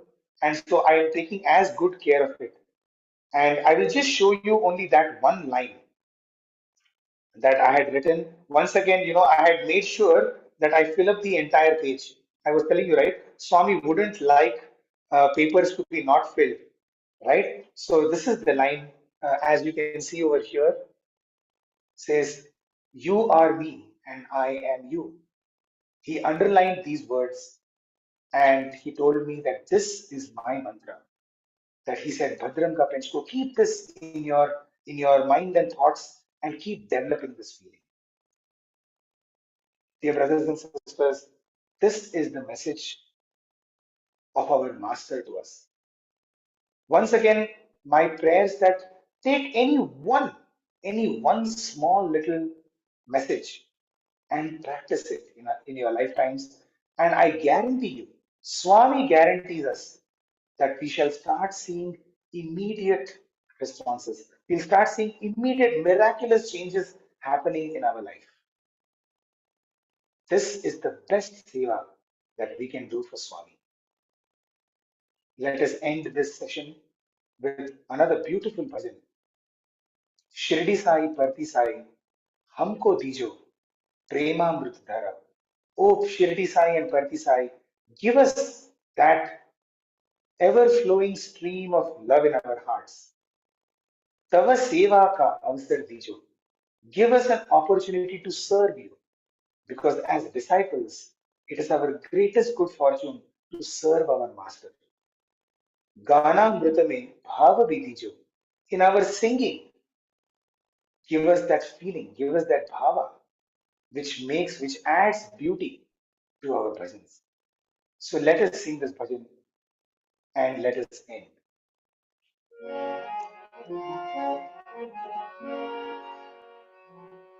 Shirdi Sai Parti Sai, हमको दीजो प्रेमामृत धारा प्रेमामृत धारा शिरडी साई परती साई हमको दीजो प्रेमामृत धारा प्रेमामृत धारा तब सेवा का अवसर दीजो सत्य साई महादेव तब सेवा का अवसर दीजो सत्य साई महादेव गानामृत में भाव दीजो प्रेम साई भगवान प्रेम साई भगवान गानामृत में भाव दीजो प्रेम साई भगवान प्रेम साई भगवान शिरडी साई परती साई हमको दीजो प्रेमामृत धारा प्रेमामृत धारा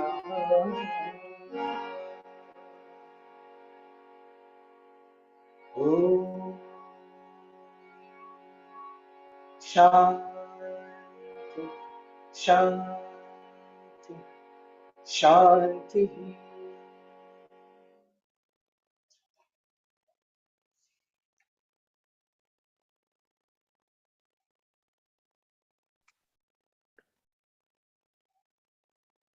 My dear brother, Dr. Amey, I think everyone in this audience tonight will agree with me when I say that the satsang was absolutely phenomenal and mesmerizing, inspiring. I think there's no words to describe the awe and this feeling that we experienced today, not only by you speaking, but it felt as if it was a journey with Swami, a story with Swami. So many beautiful, inspiring stories, so many beautiful lessons that have come out from this. And we are truly, truly thankful to you and grateful to you. I know it's very late.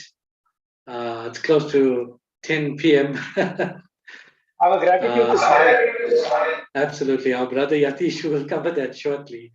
But I just want to thank, in the audience tonight, we have devotees from all over the world, not only South Africa. We've got many devotees logged in from Mauritius, from UK, from the south of London, from the Middle East, and many other parts of the world. And it is only due to Swami's grace and blessings. And I must say, so many beautiful stories narrated about, I think the one that you mentioned about Narayana Seva, that truly, stood out for me on the importance of Narayana Seva and not poor people seva or doing seva for the sake of doing it. The bhajan and the experience of bhajan, many people relate to that because it's a common phenomenon where the bhajan gets to your head, especially with bhajan singers. It happens everywhere. So what a beautiful explanation. And this is truly, truly inspiring to hear these words. I would like to now hand over to Brother Yatish, who would go through some of the questions that have come through. I don't think so there's many questions. I think there's just one or two. And thereafter, we will go into gratitude and the closing prayers from there. Thank you, Brother Amey. Really, really fortunate and grateful to have you on this program tonight and for you taking the time and sharing your beautiful experiences with us. I must say I had goosebumps when you shared that letter with us. I really, really had goosebumps. It was like, like Swami was right in front of us. And when you just put up in the screen, and when we looked at that, wow, I just had, it's just goosebumps. There's no explanation. And I'm sure everyone on this call felt the same. So thank you, Sai Ram. I now hand over to Brother Yatish. Sairam, Brother Amey, just to echo Brother Suresh's sentiments on a beautiful, beautiful talk this evening, and for reminding us that the best relationship to have with Swami is that of a guru and disciple. And the way we should be a proper disciple is to follow his teachings. We have a few questions, which are the first of which I will relay to you now. A question from Sister Dr. Meenakshi Verma. She asks, how can we connect with Swami post Mahasamadhi? And how can we feel Swami's presence? It is something that all of us are kind of grappling with. We do miss his physical presence.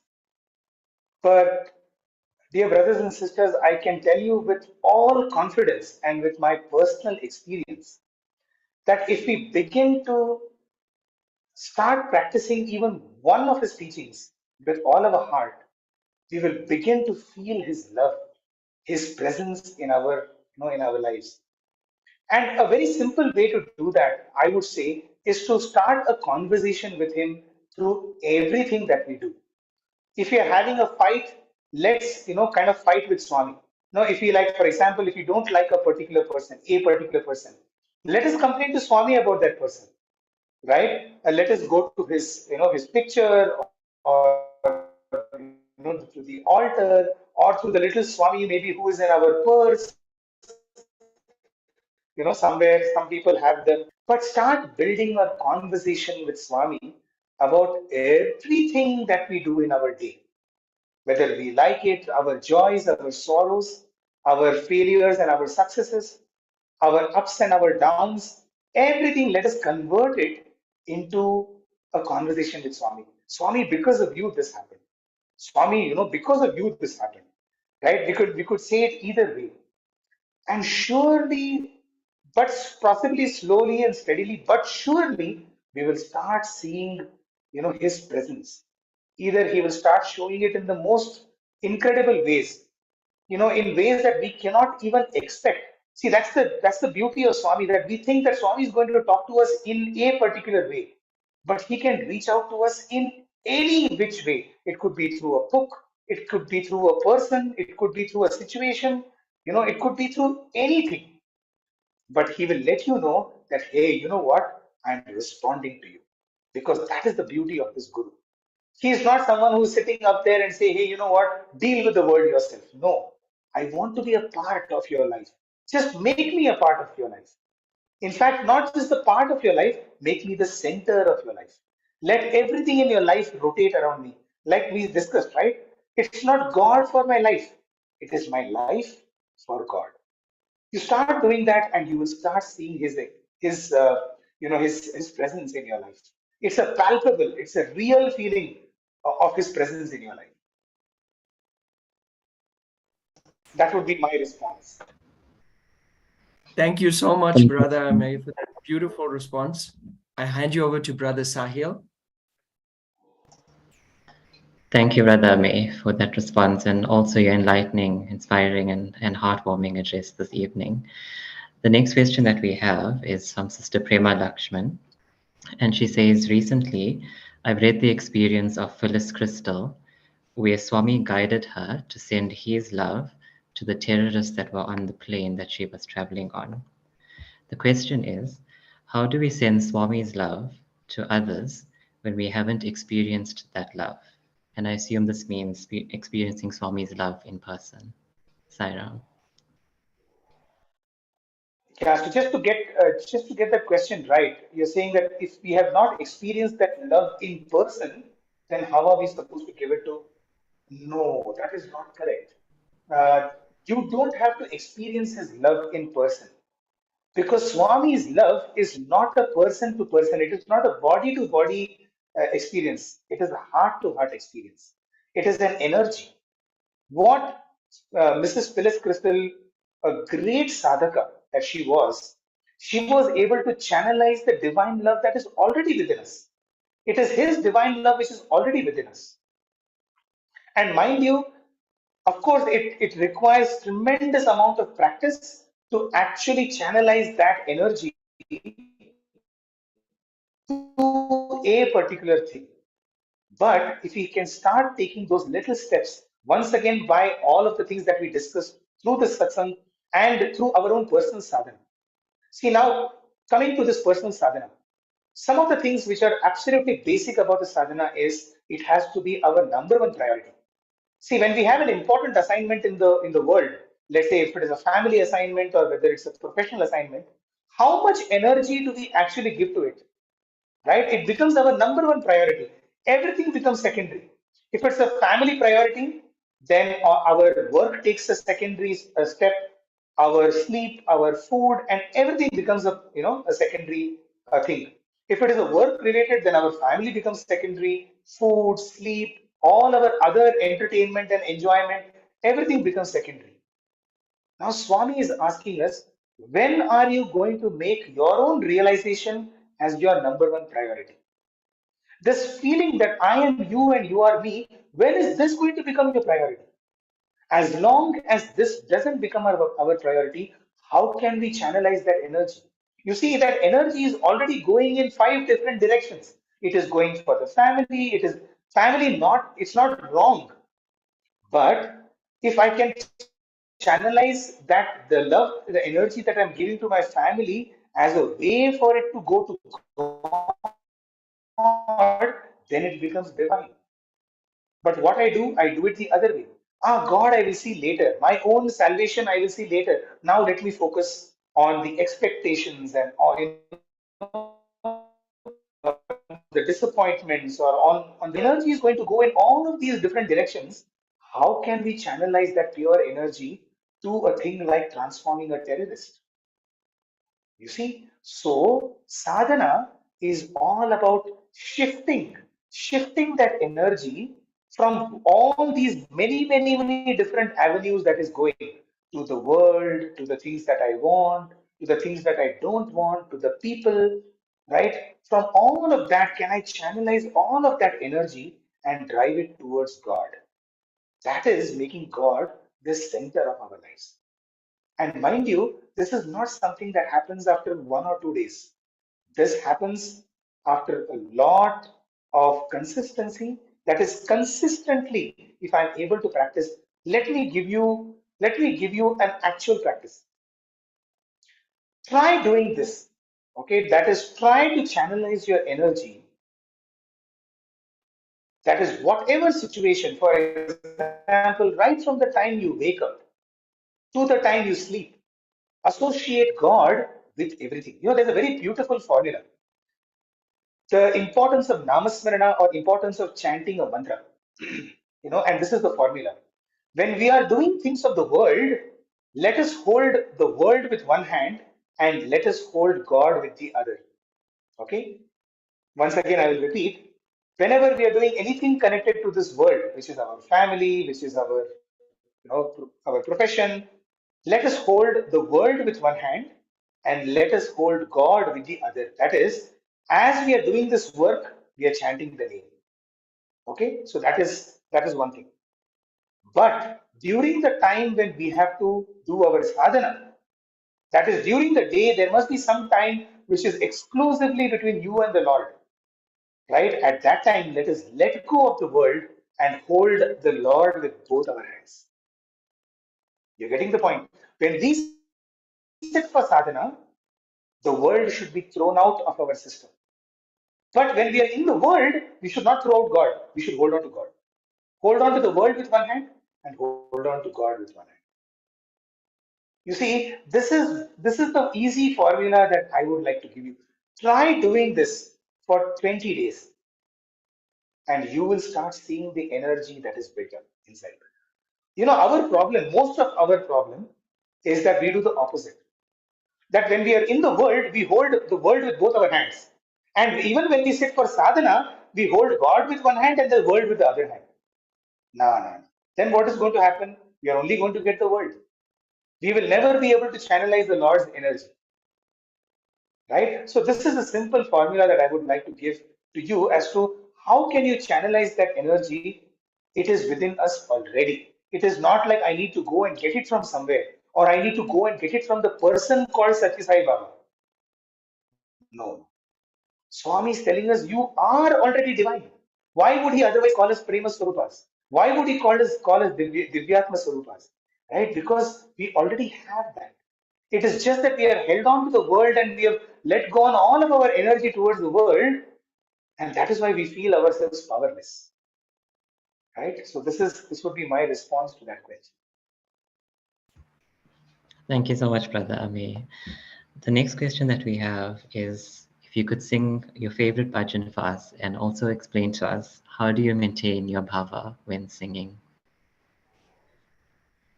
Oh, sing a bhajan right now. The bhajan will not come out well simply because it's 10:15 for me, and I have had a pretty long day. And I just spoken for almost 1.5 hours, so my voice is pretty strained. But I can talk to you about bhava, and in fact, that's a completely separate another topic of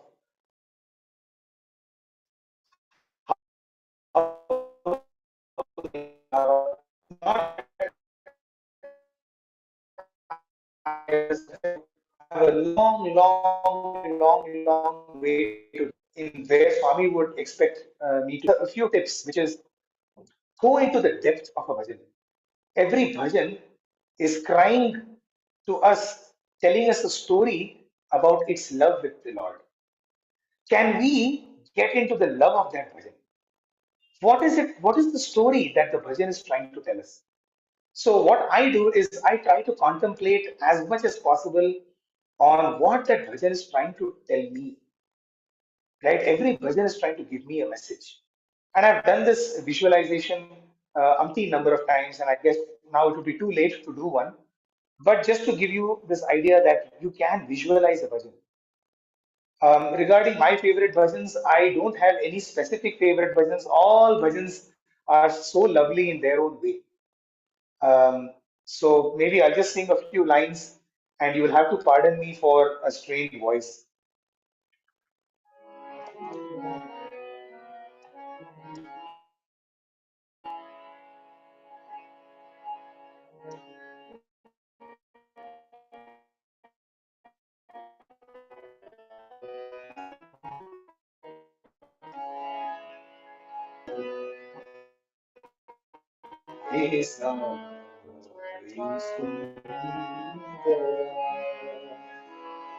Hey,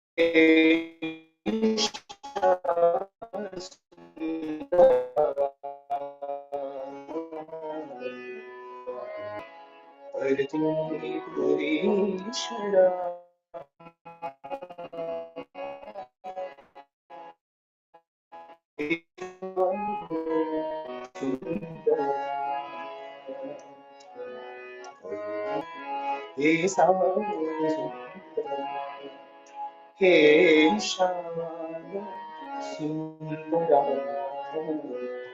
हे श्याम सुंदरा नीलमेघ सुंदरा नीराजलोचना ब्रह्मांड नायका हे साई सुंदरा ब्रह्मांड नायका हे साई सुंदरा हे श्याम सुंदरा हे साई सुंदरा.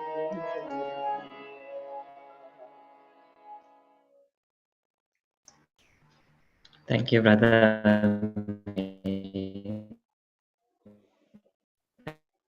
That was soul stirring nonetheless. Any further questions? Om Sai Ram.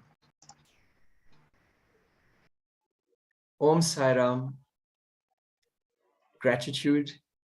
First and foremost, thank you, Swami, for enabling today's session, tonight's session, and allowing us the privilege to have your darshan through one of your closest students.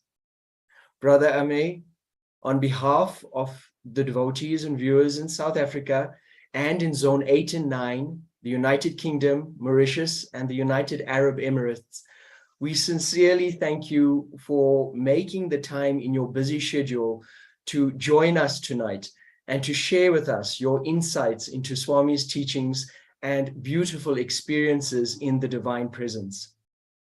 And finally, we thank all the devotees and viewers joined in tonight. We hope that you have been, as we were, as inspired and uplifted by Brother Amey's talk. We will now close with a few prayers followed by Mangala Arti. Brother Amey, thank you once again. Everyone, please have a blessed week further. Jai Sai Ram.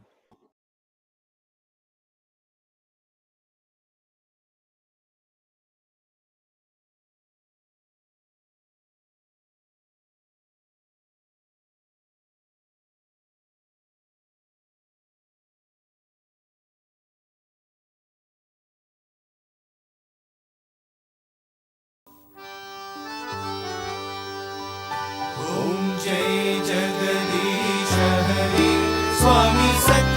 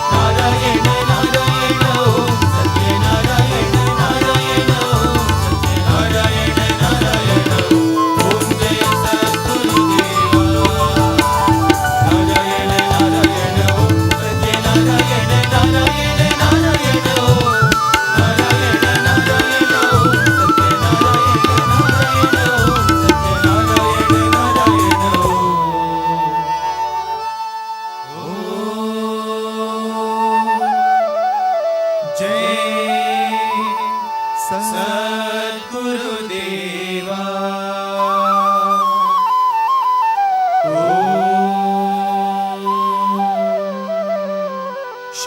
शांति शांति शांति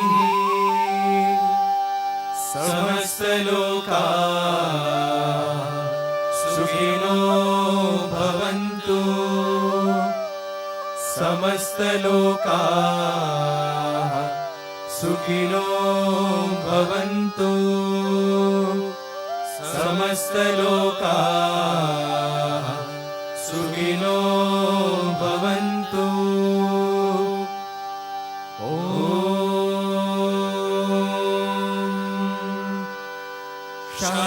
शांति शांति शांति जय बोलो भगवान श्री सत्य साई बाबा